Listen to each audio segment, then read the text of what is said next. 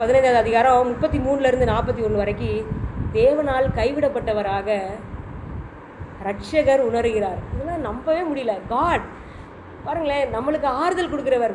வேதம் முழுசும் அத்தனை வசனம், கலங்காதே திகையாதே, நான் உன் தேவன், நான் உன்னை கைவிடுவதில்லை, நான் உயிரோடு இருக்கனாலாம் உன் கூட இருப்பேன், இப்படிலாம் சொன்ன ஆண்டவர் கைவிடப்பட்டது போல உணர்கிறார். உண்மையிலேயே அன்னைக்கு மனிதனாக பாவம் அப்படியே அவரை அமுக்கும் போது, பாவத்தின் விளைவு குற்ற உணர்வு அவரை அமுக்கும் போது அந்த மரணத்திற்கு அப்பால் என்னன்றதை அவரால் பார்க்க முடியல. கம்ப்ளீட்டாக அவருக்கு தெரியல. அவ்வளோதான், முடிஞ்சிருச்சுன்னு நினச்சாராம். கைவிடாத நேசர் கைவிடப்பட்டது போல் உணர்ந்த அவலம். ஜீவாதிபதி ஜீவிக்க தகுதி இல்லாதவர்களுக்கு ஜீவன் அளிக்க தம் ஜீவனை தாமே விட்டார். அப்போ கூட அவர்கிட்ட இருந்து நம்மளை பிடுங்க முடியாது.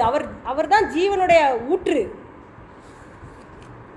ஆனால் இன்றைக்கும் நம்மள்ட்ட சொல்கிறாரு, கவலைக்கூடாது, நான் உன்னை கைவிட மாட்டேன். இன்றைக்கி நம்ம எவ்வளோ பெரிய பிரச்சனையில் இருக்கோமா, ஆண்டவர் என்னை கைவிட்டாருன்னு சொல்கிறோம்ல. ஏசபா மாதிரியா இருக்கோம் நம்ம? ஏசபா அனுபவித்தது போல் நம்ம அனுபவிக்கிறோமா கஷ்டம்? என்னை ஆண்டவர் கைவிட்டாருன்னு நம்ம சொல்லலாமா? என் ஜெபத்தை அவர் கேட்குறாரா இல்லையா, பதில் கொடுக்குறாரா இல்லையான்னு எவ்வளோ துணிகரமாக பேசிடுறோம்ல. நம்மளுடைய ஜெபங்கள் எல்லாவற்றுக்கும் பதிலளிக்கணுன்ற ஒரே காரணத்துக்காக தான் அவருடைய ஜெபம் பதிலளிக்கப்படாமல் இருக்கும்போது, அப்படி அவருக்கு தோணும் போது கூட பரவாயில்ல, நான் உயிரை கொடுக்க போகிறேன்னு சொன்னார். என் தேவனே ஏன் என்னை கைவிட்டீர்னு கேட்டார்.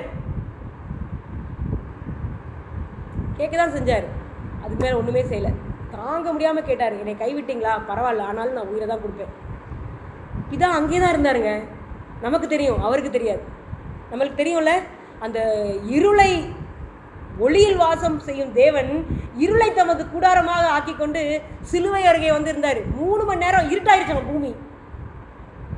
9வது மணி வேலையிலேருந்து அவர் சிலுவையில் அறையப்பட்டார். 12வது மணி வேலையிலேருந்து மத்தியானம் 3 மணி வரைக்கும் இருட்டாயிடுச்சு. நடுப்பகல் வேலை, சூரியனால் கூட பார்க்க முடியல.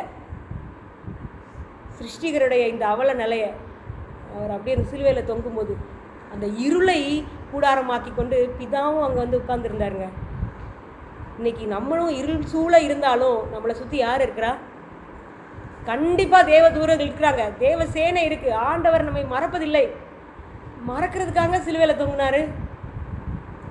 நம்மளை எதிர்த்து நிற்கவா அவர் சிலுவையில் தொங்குனாரு. நம்மளை தண்டிக்கப்பதான் அவருக்கு பிரியம். நிறைய நேரம் நினைக்கிறோம், நம்ம ஏற்ற பதில் கண்டிப்பாக அவர் கொடுக்காம விட மாட்டார். அவர் கணக்கு வச்சிருப்பார். எல்லாம் நம்ம கடவுளை தப்பான்னு நினைக்கிறோம். நம்மளுடைய எல்லா பாவத்தின் பலனையும் அவர் சுமந்து தீர்த்தார். நம்மளை தண்டிப்பது அல்ல அவருடைய நோக்கம். சில விளைவுகளை நாம் கடந்து செல்கிறோம். அது ஏன்னா அது கூட அவர் விரும்பி செய்கிற காரியம் கிடையாது.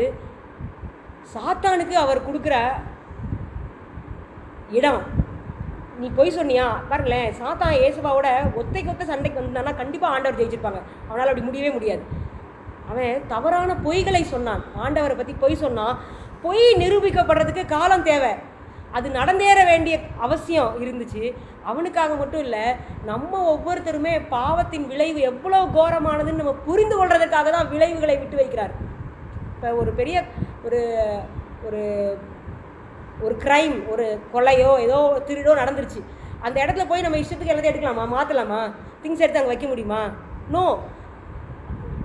போலீஸ் வரணும், அவங்க அதெல்லாம் கரெக்டாக பார்க்கணும். அந்த குற்றவாளி கண்டுபிடிக்கப்படுவதற்கும் இனிமேல் அந்த குற்றம் நடக்காமல் தவிர்ப்பதற்கும் அந்த எவிடன்ஸ் எல்லாம் நம்ம டேம்பர் பண்ண முடியாது.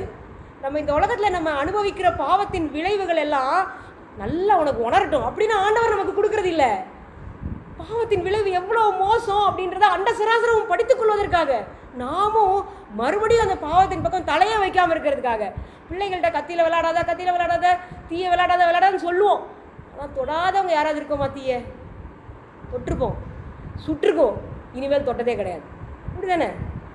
பாவம் எவ்வளோ கொடுமையானதுன்றதை நம்ம உணர்ந்து கொள்வதற்காகவே விளைவை விட்டு வைக்கிறார்.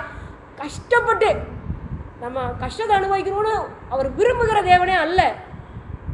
ஆனால் மறுபடியும் பாவம் வரக்கூடாது, திருப்பியும் இந்த வேதனை நம்ம யாருக்குமே வேண்டான்றதுக்காக பலமுள்ள தேவன் சில நேரம் அமைதி காக்கிற ஒரு அனுபவத்தை நம்ம இங்கே பார்க்குறோம்.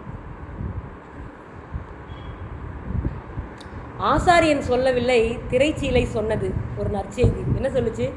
இனிமேல் ஆட்டுக்குட்டி பலியிடப்பட வேண்டியதில்லை. ஆசாரியனுக்கு தெரியலங்க, குருடாயிட்டான். உண்மையான தேவ ஆட்டுக்குட்டி வந்து இங்கே பலியாயிடுச்சு. ஆனால் அந்த ஆசாரியன் அதை சொல்லலை, திரைச்சீலை அன்னைக்கு சொன்னது. சீஷர்கள் யாரும் துணை நிற்கவில்லை, ஸ்திரீகள் நின்றார்கள். கஷ்டமான காரியம் வந்தால் கண்ணை மூடிட்டு ஓடி அழுகிறவங்க முதல் ஸ்திரீகள் தான். ஆனால் ஸ்திரீகள் தான் கடைசி வரைக்கும் அவரை அந்த டூம்பில் வைக்கிற வரைக்கும் இருந்து பார்த்தாங்க அப்படின்னு சொல்லி மார்க் 15ஆவது அதிகாரத்தில் நம்ம வாசிக்கிறோம். 33 41 வரைக்கும். கயவர்கள் கூட்டத்தில் ஒருவன் தன் கல்லறை தந்தான். நல்லடக்கம் செய்ய வேண்டிய குடும்பத்தினரோ சிநேகிதரோ எவரும் அங்கே இல்லை. உயிர் விட்டார். உயிர் விட்டவரை அடக்கம் செய்கிறதுக்கு ஆள் இல்லைங்க, யாருமே இல்லை. சீஷர்கள் யாரும் இல்லை.